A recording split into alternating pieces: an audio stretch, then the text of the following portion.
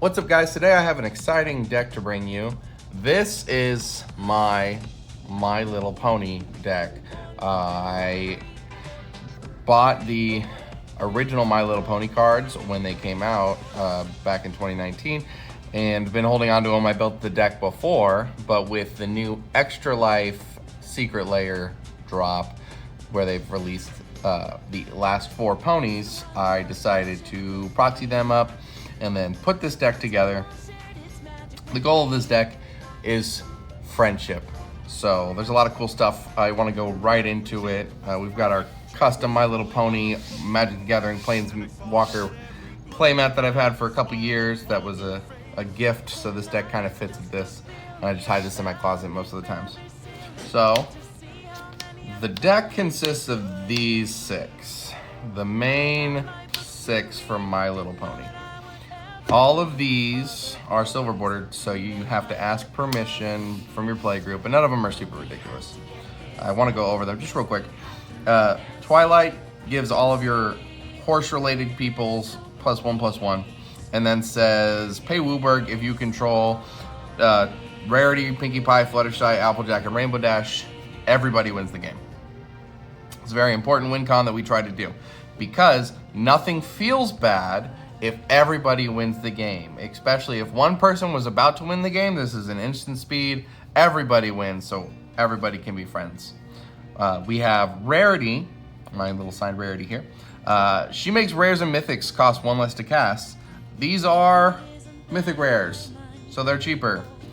She has 1 in tap and reveal My Little Pony you own.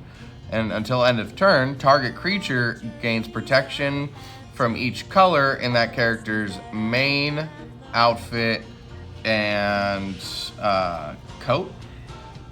So I have these 3D printed My Little Pony figures that I did so we could have them. These also play a role later. I haven't painted Applejack and Fluttershy, but they still work for this. We have Pinkie Pie next, 2 mana 2/2 that says whenever you cast a spell with a smile in its artwork, you get a tapped treasure. That's very important. We chose a lot of cards that had smiles in our artwork, specific printings. And then she has every pony's invited because she's the party pony. So your party consists of each creature you control, and your party is always full.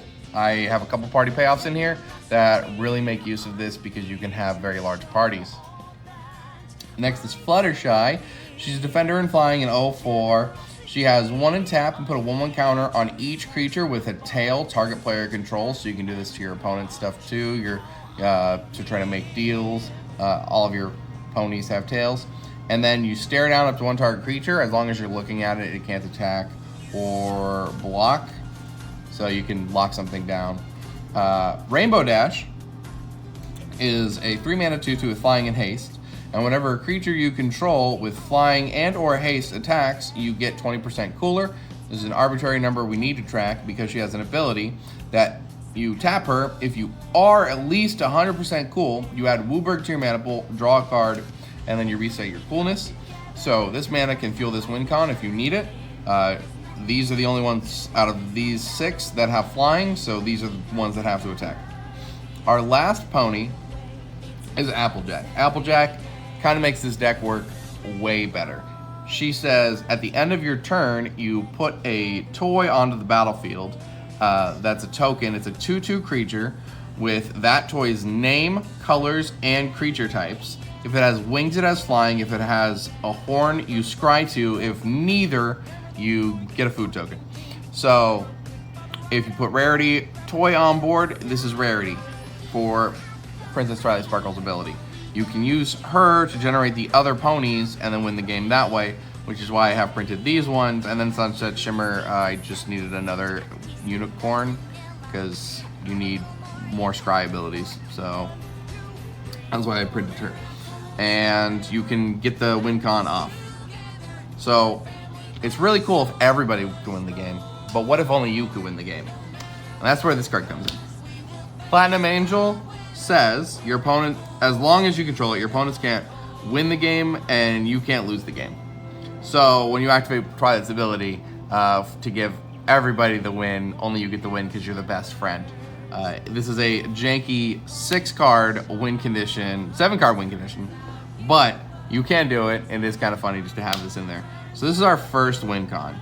There's a couple more friendship-related ones in here. We'll go through that. But these 6 are actually really fun cards. I love crossovers. I've got a couple other crossover decks that I can show off later. Other horses we have, of course, Nightmare Moon. As long as it's nighttime, she gets +2/+2 and has Menace. And then she has a 6, Transform Her. Anybody can activate this ability. And then if they do, they become your friend. That ability doesn't really mean much. On the backside, she can tutor 6 cards from outside of the game that all have moons in their artwork. And then anybody can cast them if they are your friend. So you give them permission to do it. She's a pony we have to include because she's in the Ponies, so why wouldn't I? There are, aside from those 7 silver border cards, I have 1 more silver border card and this. This is a proxy of one of the Heroes of the Realms cards from last year.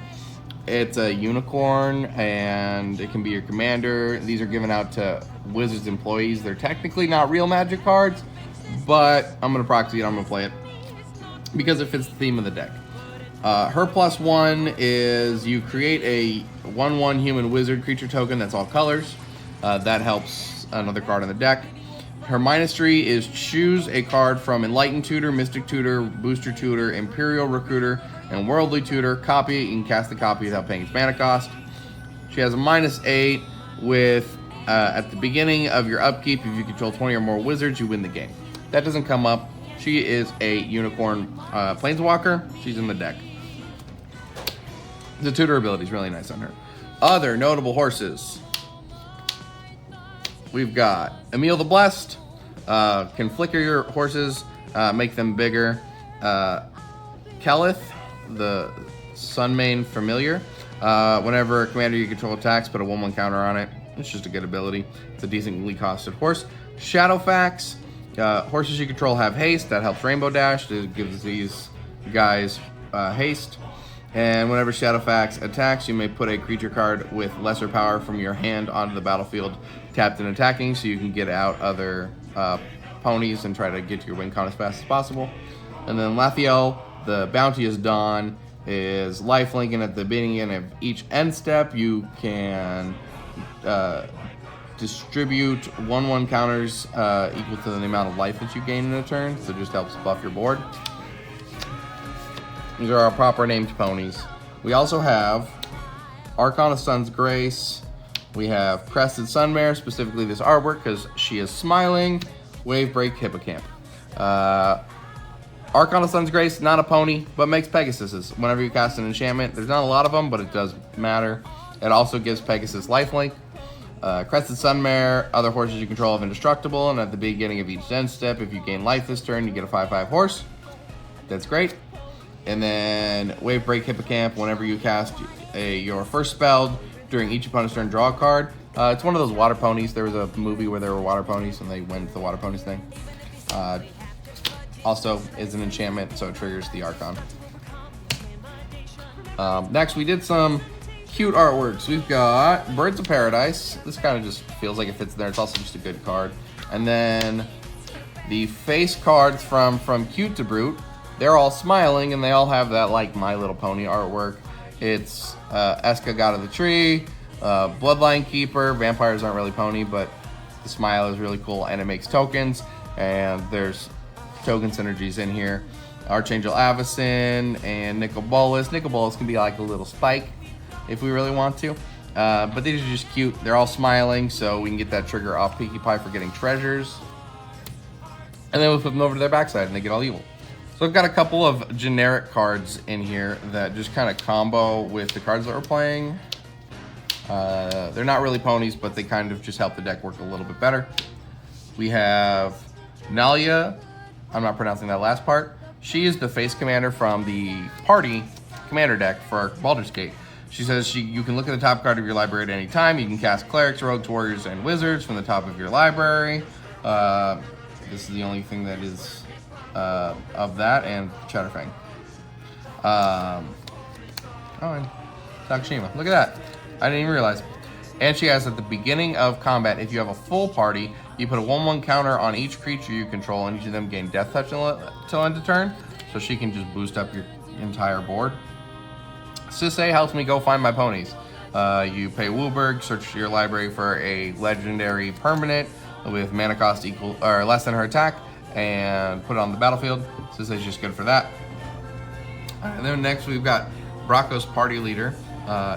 Bracos is a cleric, rogue, warrior, and wizard, so can be cast off the top.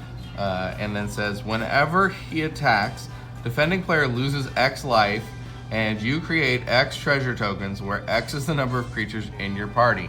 Normally that's 4. Pinkie Pie makes it your board, so you can make somebody lose a huge amount of life and then gain a bunch of treasures. So you can just cast whatever you need, search everything out with Sisei, since this is an attack ability. This card's really cool with Pinkie Pie. The other really cool card is Roberna Mercenaries. They have Vigilance and have all activated abilities of all legendary creatures you control. The important one is if she's on the board with Rainbow Dash, she also has the Sonic Rainbow. You can activate both their abilities, put Rainbow Dashes and then hers on the stack. You'll draw a card, and then you'll become 20% cooler, or you'll lose your 20%, but the ability will already go on the stack, and it just resets your coolness. So you'll be able to draw 2 cards and add double Wooburg. So this is really cool just for having that secondary ability. Recruit of the Guard tutors most of the deck. Just a good tutor in white. Chatterfang makes tokens whenever you make tokens. It makes squirrels and then can sacrifice squirrels. There's a lot of token synergy that comes off 1 card later. Sun Titan lets me get back my ponies, because you are going to kill my ponies once you realize that the ponies are the win con, and everybody but Applejack and Fluttershy are under 3 mana cost, so we can get them back in the graveyard. And then Sakashima just is a clone that can stay on the board and then share just more abilities. Same kind of thing as the Mercenaries, where I can get double triggers off of a Rainbow Dash or something. So these are just kind of generically good cards that work fun for the deck. My last 2 pony related cards are Blessed Sanctuary and Storm Herd.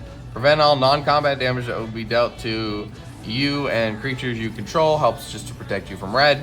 And whenever a non-token creature enters the battlefield under your control, create a 2/2 white unicorn. Make more ponies. Storm Herd, create X/1/1 white Pegasus creature tokens with flying, where X is your life total.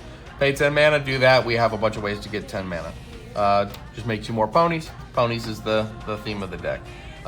Next little bit we have is our friendship cards. Cards that can affect multiple people. We've got a good number of them, as it is the theme of the deck.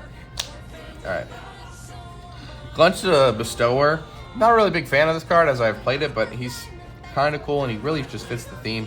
At the beginning of your end step, choose a player. They put 2 1/1 counters on a creature they control. Choose another player to draw a card, then choose a third player to create 2 treasures, which you can use to make deals with people. It's just kind of a good, like, group huggy type card. Wedding Ring is really cool. You play Wedding Ring and give a token copy to somebody, so you marry them. And then as long as another player has the card Wedding Ring, during their turn, whenever they draw a card, the other person draws a card. During their turn, whenever they gain life, the other person gains that much life. So you can link yourself to the guy who's getting the most value off their stuff and be like, all right, cool. Whatever you do, I do. That's friendly. That's fun. It's forced friendship. Replication technique has Demonstrate. When you cast it, you may copy it, and if you do, give somebody else to copy it. Create tokens copy of target permanent you control. There's lots of cool things that we can make copies of. Play Maze of Ith in here, so having multiple copies of Maze of Ith is cool. And then you give somebody a copy. That's friendly. Scheming Symmetry. Tutor that lets 2 people tutor. And you don't even have to pick you. You can be like, all right, you guys, I'll give you guys a tutor. Go hit that guy. Which is just really good tutoring. Attempt of Discovery. You search a land and then allow everybody else to search a land, and then you get to search more lands, so everybody can just get some more ramp. We've got 2 assist cards. I was really hoping there were more of these. but the Battle Bond cards are kind of lacking on assist. Also, they're all really bad because they're designed for the assist mechanic. The assist is that one other player can pay up to the colorless mana cost on the cards to cast them. This is 2 players each draw a card for 3 mana. It's not the best, but you can be like, hey, pay 2 mana, I'll let you draw a card. That's pretty good. Game plan is a really weird time twister. Each player shuffles their hand in their graveyard into their deck, draw 7 cards. You can try to bargain with somebody to help you cast this card. And then we have the original Jace Beleren in his baseball glory, because you play sports with your friends. His +1 is everybody draws a card, and that's mainly what it's in here for, so that we can all draw cards. And if I really want to be less friendly, I can minus him to draw myself a card. But these are kind of the cards that affect everybody. And there's some more, but those are the ones that I really liked. My next is my removal. So I tried not to be mean with the removal. It's friendly. So we have an exchange of words, because you're not going to argue, you're going to have an exchange of words. Swap 2 text boxes on something. That can really stop your opponent's stuff, and it works basically as removal. Chaos Warp, they don't lose their thing. It just goes back to their deck. They can cast it later. Swords to Plowshares is you should give up your arms and you just go and relax and be peaceful. This hero's downfall shouldn't be in here as a non-friendly thing, but he's smiling, so it combos with Pinkie Pie. So that's why it's in here. And then for board wipes, destroying everybody's stuff is not friendly. But sometimes we can just like scale the situation down. Mass Diminish makes all of somebody's things 1/1s until end of turn. They're not dead, they're just smaller. They're not gonna hurt as bad.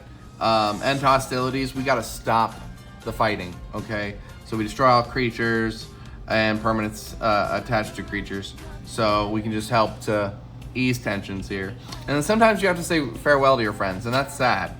So we'll just exile everything, and then we'll be sad about that. Those are the only 3 board wipes that fit thematically. A couple of the other fun thematic cards we've got. We've got Touchdown, because you're gonna play sports with your friends, right? Play football. Alt Win Con right here. It's Approach of the Second Sun if you didn't buy this secret layer. It's not one that you're gonna get off. You can't draw as many cards, but it's an Alt Win Con, and I like to have those. We have Happily Ever After. When you play it, everybody gains 5 life and draws a card. And then if you control every color among permanents you control, and between your graveyard and your board, you have 6 permanents. You have 6 cards types. You win the game during your upkeep. I've won the game with this card because it just kind of sits there. And then Door to Nothingness, because sometimes friendships have to end. You have to close the door on that friendship, so you can make somebody lose the game. It's sad it happens, but that's part of friendships, right? So these are in here to try to help win the game once you have lost your win con of your ponies are gone or exiled, and you still want to win the game because this is still a deck to win. And then some other fun thematic cards. We've got Comet Stellar Pup. He's a smiling puppy. Scryfall says he's smiling, so that counts. The abilities on him are random, so I'm not going to intentionally do anything mean. We've got the Secret Lair Soul Ring because it's smiling. Gives us that Pinkie Pie trigger. The Ball, which is a Felwar Stone from the same Secret Lair as Touchdown.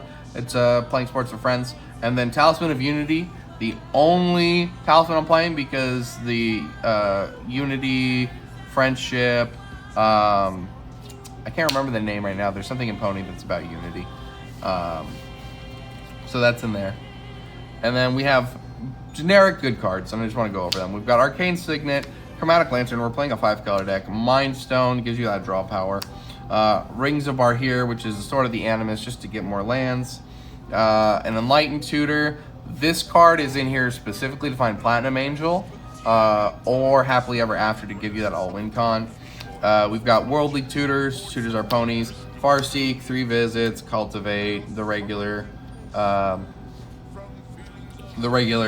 ramp package. Also, Cultivate Friendships, visiting friendships, looking for friends. Balaged Recovery, I needed some recursion. This is a land, gives you somebody back. We've got Boots, just to give our commander the hexproof, so they're not going to get hurt and hopefully not taken off the board. Mainly I want this on Applejack, because Applejack is the real facilitator of the win con. So that's all the non-lands, but I do want to go over one land specifically, and then I'll go over just a quick few. Mishra's Toy Workshop. This is a Christmas promo that was given to stores back in 2014. This card says, tap, add 3 mana to your mana pool. Spend this mana only on spells and abilities that put tokens onto the battlefield. Use toys to represent those tokens. So, there's a ruling on Mark Rosewater's Blogatog that says Transformers toys count as Transformers for Grimlock. I would extrapolate that to be that the My Little Pony toys could also then represent the My Little Ponies. Whether or not they have the names, Mark Rosewater has not said. I would love that feedback. So this is in here to put the ponies on the board, just to have that as another way to pump them out. It doesn't happen too often because it is a land and we're not searching very many lands that are non-basics. Westvale Abbey, because all of the From Cute to Brute cards went in there because it's all pretty and happy and don't flip it over. Also, it makes tokens, so you can spend this mana on this to make a token. And then we've got Reliquary Tower, Maze of Ith to prevent that combat damage because we don't want people hurting each other.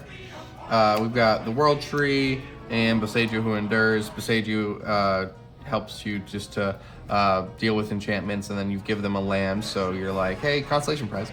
And then the World Tree is a staple in 5 color decks, really? Like, if you're not playing World Tree, there's a problem. And then I'm playing a couple of the Battle Bond lands. This was basically made up of the From Cute to Brute land cycle, and then a couple of the stuff I had laying around. I've got 2 fetches in here, a Hollow Fountain, Water Grave, Stomping Ground, Blood Crypt, Godless Shrine, Temple Garden, and then Ziltoris Proving Grounds, Zagoth Triome, Jammir's Garden. This kind of like covers everything I need though on Triomes. And then I'm playing the full suite of the Pathways, because why not, really? They're in the From Cute to Brute, they're easy to get, and the utility of them is fairly good. Exotic Orchard, and then we've got 1 of each basic land type for when we're searching. It'll come up. And then we did the pretty lands. They didn't do My Little Pony lands, they should. But that's my Little Pony deck. It's a lot of fun to play. I've gotten to play it a couple times, and winning the game by making everybody win the game is really funny. Winning the game off Happily Ever After, really funny. Also, when you're not winning the game, the ponies are a very just durable engine. We were playing a game yesterday, and I managed to hold my own against 2 decks that were definitely stronger in power than mine, which was cool. I just like that. I love the design. And then if you purchase the Extra Life Secret Lair, which is still available, I'll link it in the description just so you can click on it. It helps to support the Seattle Children's Hospital Autism Center. So the money goes to a good cause, just to help out the people who need it, which is really cool. I love the Wizards did this, and they provided me with another crossover, which I love crossovers, something that if you watch all the videos on this channel, you would know. So just gives you that little extra. But thanks for tuning into this video. I know it's kind of a longer form deck profile, but I wanted to just show off my Little Pony deck, some of the fun things you can do with it. And I think that if you have the ability to, you should pick them up and play them for yourselves. But until next time, guys, take it easy.